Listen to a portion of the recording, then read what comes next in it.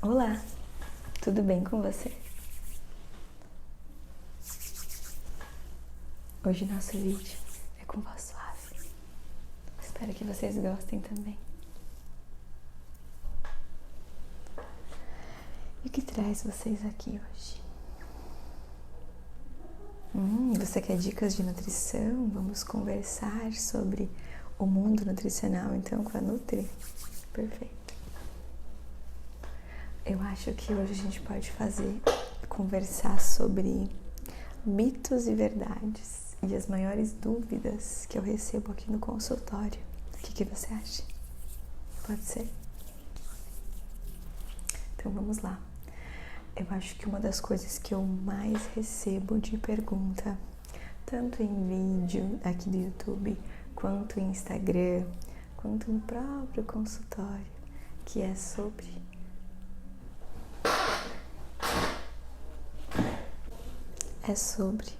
colágeno. Colágeno funciona? Colágeno não funciona? Qual que é a real questão sobre isso? Então vamos lá. O colágeno, ele é uma proteína. Então, a gente produz essa proteína, inclusive, para nossa pele, principalmente. E a partir dos 25 anos, a gente diminui muito essa produção realmente. Então, o corpo produz menos colágeno, tua pele acaba tendo menos colágeno.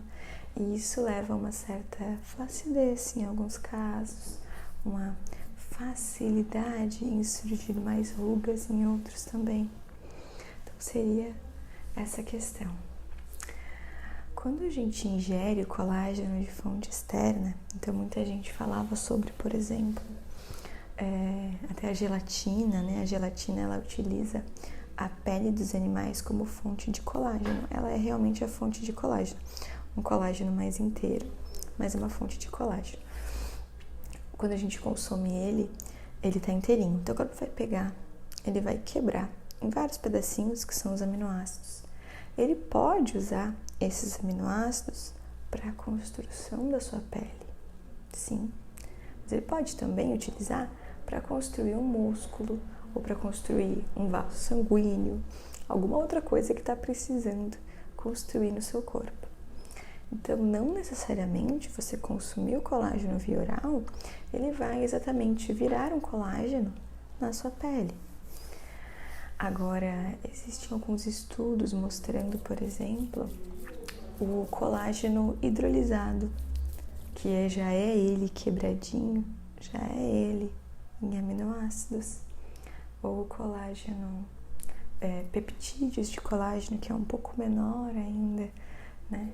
Existem algumas marcas específicas que deram alguns nomes, que quando a gente consome dessa maneira, ele ia mais facilmente por essa via para virar pele.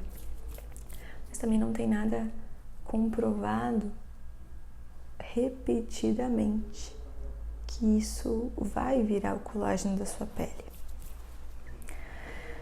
Eu, como Nutri, não é uma coisa que eu utilizo como recomendação a utilização do colágeno. Eu acho que a gente tem mais eficiência em estar consumindo bastante água para hidratar essa pele, estar consumindo frutas, verduras, legumes, para a gente ter muito vitamina para essa pele, principalmente frutas e legumes e coloridos, né? Então, frutas vermelhas, legumes roxos e frutas roxas e amarelos e laranjados.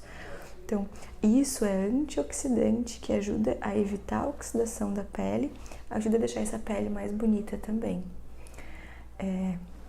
Eu gosto de explicar para os pacientes que nesses casos, até quando a gente tem essa diminuição da produção de colágeno e a pessoa sente necessidade, eu acredito que procedimentos estéticos vão ter mais eficiência realmente nessa questão.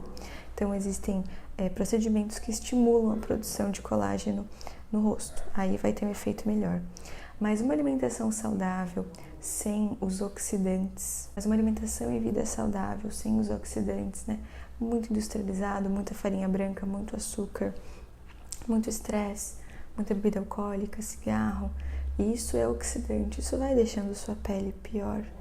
Mas quando a gente está falando de um consumo adequado de água, de frutas, de legumes e de verduras, a gente tem uma resposta muito positiva. Aí a gente tem uma resposta adequada a essa pele também. Quando a gente está falando desse colágeno como fonte de proteína, então existem, por exemplo, suplementos proteicos, whey proteins, que estão utilizando o colágeno também como fonte proteica. Aí eu acho interessante, porque ele vai realmente... Então ele como fonte proteica eu acho super interessante, é uma coisa que realmente... ele é uma proteína, em muitos casos é uma proteína barata, então dá pra sim estar utilizando. E sim, existe a chance do teu corpo estar utilizando ele para virar pele. Assim como ele pode usar a carne que você come, o feijão que você come, para esse mesmo fim. Entendem? Quando a gente fala de colágeno tipo 2, ele vem das cartilagens. Normalmente eles utilizam pé de galinha para isso. Ela vai ser mais eficiente para cartilagem, nossa, realmente. Mas é o mesmo esqueminha. A gente vai fornecer para o teu corpo quebrar isso e poder utilizar isso como fonte para produzir essa cartilagem ou para reparar essa cartilagem. Mas sim, se utiliza na prática clínica isso para quando o paciente tem uma lesão em alguma articulação, fez alguma cirurgia ou sente algumas dores, a gente acaba utilizando isso e tem um resultado positivo. Mas não é que seu corpo vai pegar esse colágeno e já vai colocar na articulação. Ele vai quebrar, vai fazer a digestão e ter isso disponível. Se ele precisar construir a articulação, ele tem disponível para fazer. É mais ou menos o mesmo esquema que você pegar uma parede e entregar para o seu mestre de obras, seu construtor. Ele vai quebrar os tijolos dessa parede e pode usar isso para construir outra parede. Então é bom você ter disponível. Se ele precisar construir uma parede, ele precisa ter tijolo e cimento para fazer. É bom ele ter isso disponível porque ele pode pegar e fazer outra parede. Mas ele pode pegar isso e construir um poço, ele pode pegar isso e construir um chão, ele pode quebrar em caquinhos e fazer um contrapiso. Então, não é porque está disponível que vai virar aquilo, tá? Mas é bom ter isso disponível também. Mas eu espero que vocês tenham gostado da explicação. Nós falamos bastante do colágeno, né? Mas uma outra coisa que me perguntam muito é sobre o whey protein, ou suplemento de proteína, né? Hoje em dia não existe só o whey, que é do leite, a gente tem também a base da carne, a base de vegetais, então tem proteína de ervilha, proteína de grão de bico, proteína de arroz, proteína de soja. E antigamente se achava que a gente precisava, é que assim, ó, existe uma via que é como se após o exercício as células musculares estão mais propícias a receber as coisas. E ela é muito propícia a receber carboidrato nesse horário. Então, você comer um doce ou comer uma fonte de carboidrato logo após a sua musculação é interessante para o seu corpo estar recebendo isso, estar absorvendo isso melhor e ir diretamente para o músculo. A gente gasta carboidrato do músculo quando está fazendo exercício. Então, logo após, ele está esperando para repor. Então, a gente comer uma coisa logo após fonte de carboidrato tende a ir mais facilmente para essa via de repor o glicogênio muscular. E se achava que isso também podia se aplicar à proteína. Então, se tomasse uma proteína de rápida absorção logo após o seu exercício, iria, na teoria, diretamente para o músculo. Então, por isso que virou o whey protein tão famoso, porque ele é de rápida absorção. E ele é um resto da indústria, né? Então, a indústria vai fazer o queijo, tira a caseína, faz o queijo, sobra o soro de leite, que antes era descartado ou dado para animais, fazia ração. Então, antes era descartado, hoje em dia eles desidratam e fazem whey protein. E cobram mais caro por isso. Mas se descobriu que qualquer fonte proteica utilizada ao longo do dia vai acabar ficando disponível para esse músculo. Então, não precisa ser logo após o seu exercício e não precisa ser um soro de leite. Pode ser qualquer fonte proteica. Tanto que vegetarianos e veganos que não utilizam nada de leite, mas tendo proteína, mesmo de origem vegetal, batendo as proteínas do dia, você tem uma hipertrofia legal. Então a gente não precisa estar utilizando nem do leite e nem logo após o exercício. Mas por que o suplemento proteico é tão interessante? Porque ele justamente vai ser uma maneira prática de você estar utilizando uma proteína no teu dia a dia, de você estar tendo isso como mais facilidade de bater suas proteínas do dia. Por exemplo, estou na clínica,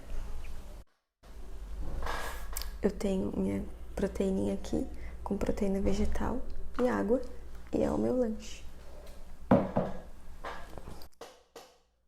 Eu sendo vegetariana, né, estrita, é difícil eu ter um lanche proteico, se não for uma barrinha de proteína, ou se não for um bolinho com algum grão, né? Ou um pãozinho com patê de grãos, por exemplo. Mas eu como isso no café da manhã e levo um suplemento para tomar. No meio da manhã, no meio da tarde, facilita bastante. Mas mesmo uma pessoa que come ovos e carne e leite, é chato às vezes e é complicado você tá levando um lanche proteico. Então um ovo, uma crepioca, uma panqueca, às vezes fica mais fácil você levar uma proteína. Ou ter ele de backup, de step, para, por exemplo, não conseguiu comer, tá tomando proteína de maneira mais fácil. Então o suplemento ele vem para ser prático, para ser rápido e para ser uma proteína a mais no seu dia. Tá certo? Essas foram essas dúvidas. E já que a gente tá falando de proteína, eu vou para a última, pra gente finalizar o nosso vídeo. Se a proteína animal é melhor que a proteína vegetal? Eu acho que eu já fiz uns vídeos falando sobre. Então essa dúvida surge muito, né? Se a proteína animal ela é melhor que a vegetal. Lembra que eu falei dos aminoácidos? Então, no reino vegetal existem todos os aminoácidos, essenciais, não essenciais, enfim. Os essenciais é porque a gente não consegue produzir eles. E os não essenciais é porque se o teu corpo precisar, ele consegue produzir. Então a gente precisaria consumir todos os essenciais para conseguir montar a proteína completa. O corpo come a proteína inteirinha, igual eu falei para vocês, igual o colágeno. Ele quebra ela toda em aminoácidos. E esses aminoácidos ali vão ser os essenciais e os não essenciais. Quando o seu corpo vai produzir proteína para você, ele tem que ter todos os essenciais para conseguir montar. O que acontece é que a proteína vegetal, ela não tem todos os essenciais juntos no mesmo alimento. Alguns têm muito perto disso, então ficaram famosos por isso. Então a soja e a quinoa, eles têm uma gama muito grande de proteínas, de aminoácidos essenciais, tem proteína ali. Então, agora uma carne, um ovo, um leite, ele tem todos os essenciais. Mas não significa que você precisa comer todos os essenciais no mesmo alimento. Quando você junta o arroz e o feijão, a gente tem alguns essenciais no arroz, os outros essenciais no feijão. Quando a gente come eles juntos, a gente tem todos os aminoácidos essenciais ali nessa combinação de arroz e feijão. Então a gente não precisa ter todos os aminoácidos essenciais no mesmo alimento ou na mesma refeição. Mas você conseguindo ter uma variedade ao longo do dia, consumir fontes de todos os aminoácidos, você supre as suas necessidades. É a mesma coisa com vitamina. Você não precisa consumir A, D, E, K, todos os complexos B na mesma refeição. Você come vitamina C no café da manhã, complexo B no almoço, vitamina E no lanche da tarde, sabe?